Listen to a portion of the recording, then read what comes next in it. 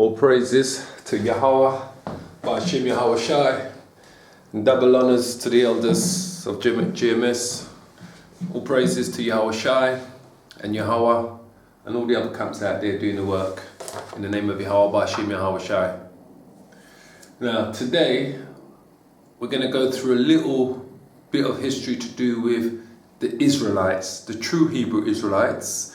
We've been across these points many a times before, but today I just want to actually point out to all my brothers out there, for those who don't know this truth, that the Israelites were taken into slavery via ships from where? From the west coast of Africa, yeah, which used to be called Negro land, yeah, from the west coast of Africa. That's where they were taken into captivity, yeah. So these maps that you're looking at are maps that were produced by a professional map engraver, or should I say, professional map engraver, and his name was Emmanuel Bowen. Now, Emmanuel Bowen was producing maps from 1694, 17th century, till 1767, to the 18th century, right? He was an English map engraver, and what should I say? He was born in 1694, should I say, basically, yeah, around that time. But he was producing maps from the 18th century going upwards, yeah. He was an English map engraver who worked for none other than King George II of England. He also did a lot of works and map engraving for Louis XV of France, yeah, as a geographer. He was an 18th century map and print seller, yeah. Emmanuel Bowen, that's his name, Emanuelbowen, yeah, Emmanuel Bowen. He was an 18th century map and print seller who worked in London from 1714, yeah, which is the early 18th century. He was producing some of the best and attractive maps of the century. That's why he was in high demand. So if you could imagine, you know, top photographers and so, you know, people that are in certain fields of business and specialists that are in high demand to produce particular things for corporations or individuals or, you know, private investors. He was the same. He was in high demand, right? And he was a recurring feature of Bowen's work was evident even on the early road maps, was his habit of filling every corner and space of the maps with jottings and footnotes, both historical and topographical, yeah. One of the earliest engraved works Britannia depicted, published in 1720, contained over 200 road maps together with a miniature country map of each of the countries of England and Wales. It was an unusual feature on the atlas, and the maps were engraved on both sides of each page, and the result was in a handier book size. Okay, and he also issued with John Owen a book of road maps based as unusual time. So basically, what they're saying about this man here, Emmanuel Bowen, who was a map engraver, that he was particular to detail. Yeah, everything he did had to be done in fine detail. And he even, like they said, put footnotes and explanations of historical and topographical information on the maps with footnotes, so that people could have the understanding of what this map represented and when he was producing it and why he went through all that trouble. So he was very particular in detailing every little bit of information that he came across when he was engraving these maps. So one thing we do know about this man is that when he produced this map here, white supremacy had not kicked in yet. Yeah, it might be discussed about in certain corners of society, but as a whole and as a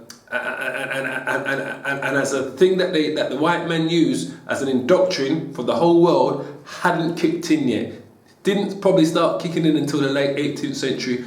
The full force of white supremacy, let me tell you this. So when this man, Emmanuel Bowen, was defining this map here, yeah, he was showing you exactly what he came across on the west coast of Africa. Yeah? So let's just quickly go through that, yeah, before we talk about some scriptures.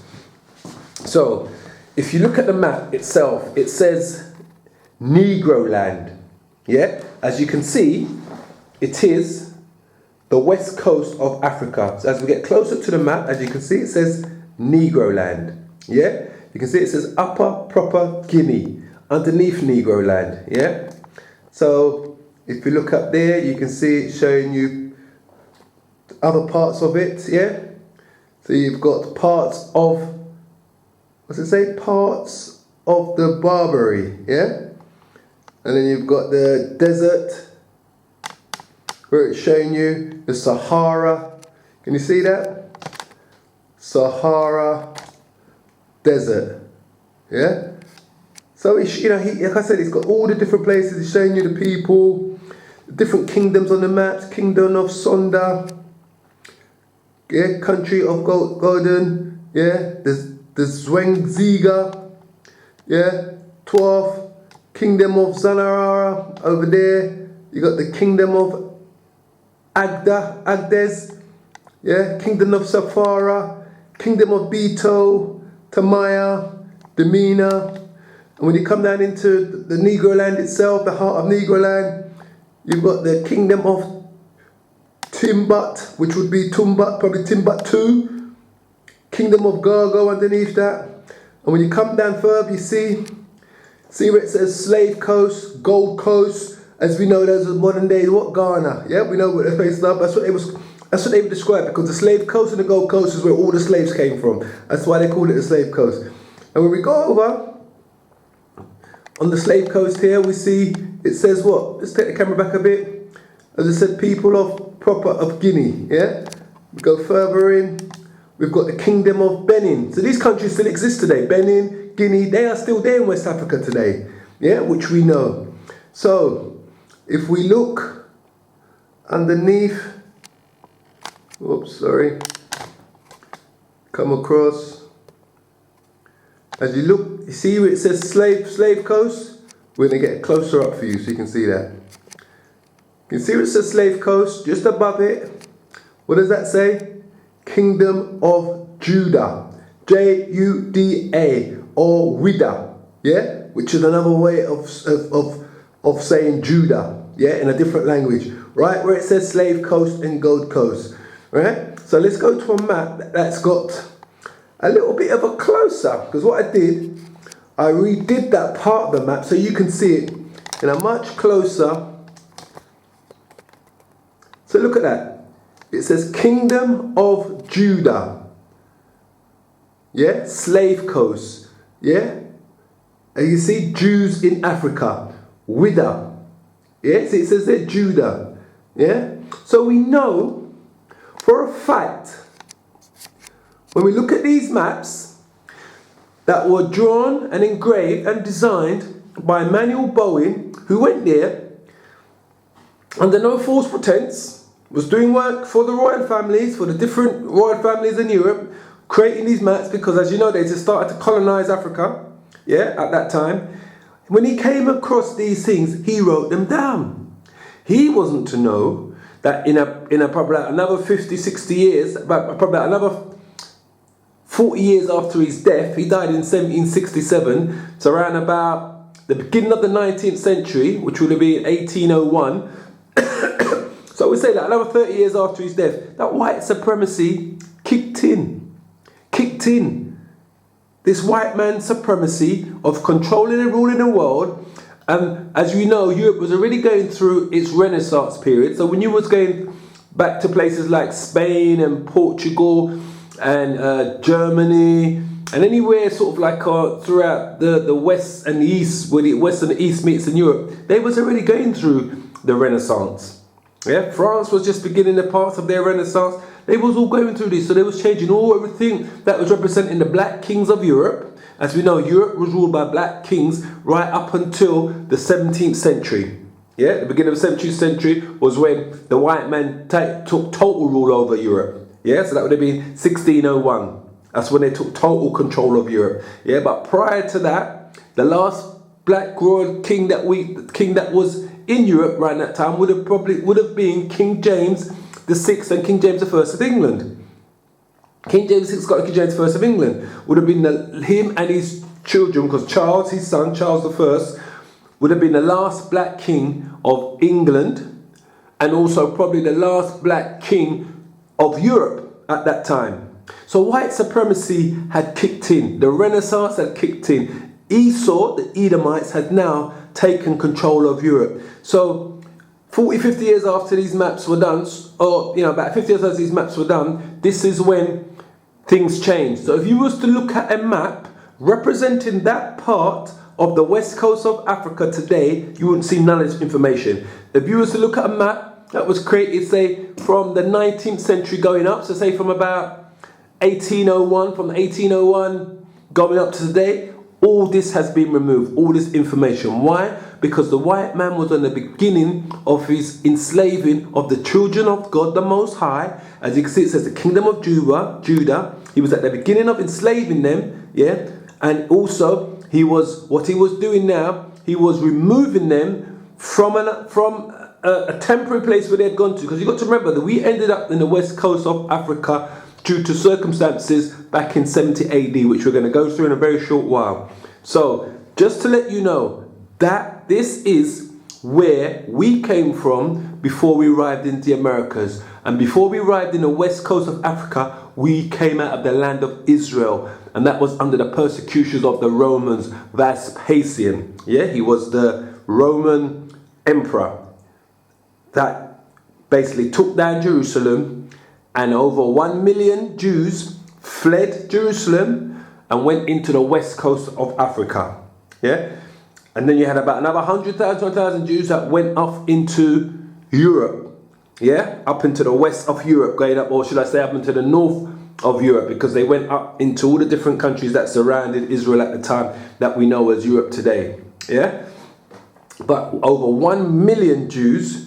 And remember, these are black people, people of color. These ain't those white Caucasian Jews, so-called Jews that you see living in Israel today, walking around in England today with their little twiddlies down their sides and dressing up in black because they're trying to somehow fulfill the scriptures by dressing in full black. When they know the scriptures, when they're talking about black Jews, talking about their skin, not the long overcoats that they're wearing and the black hats that they're wearing, okay? Let's just get that straight, because that's the closest that these so-called Caucasian white Jews are going to get to be looking like black people, is by dressing up in these full black suits that they wear and their black hats to try to fulfill the prophecy that Jeremiah says that the Jews are blackened to the ground.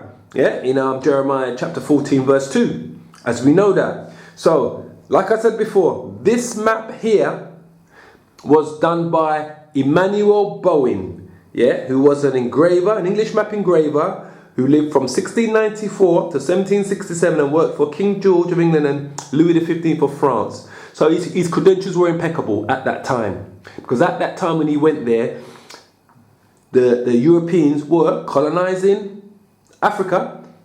They knew about the West Coast, they knew about the gold, they knew about the stories of King Solomon's mines. These people are not stupid, they don't go into these places without doing their research. So they knew about these things, and they also knew that the black Jews, the real Jews, fled Israel to the west coast of Africa during the siege by Vespasian in 70 AD. They know they're not stupid, they know they're right about these things. They're the ones that helped print these books. But like I say, they did a lot of these things before they realized that they didn't want us to know these things, or at a particular point in time where they believed that we were never going to be able to read or write to even know about these things.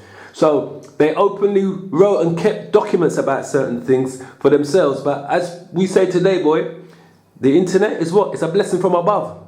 Because if it wasn't for the internet, a lot of this information would still be hidden in these bastards' cupboards, closets, Vaticans, Smithsonians, Louvre museums, so forth. But because the Most High gave the white man the intelligence to create the internet in the 1990s, because we're coming to the end.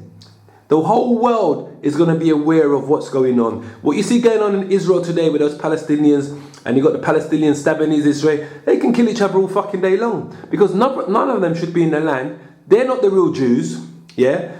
Those so-called Arabs that are stabbing them, those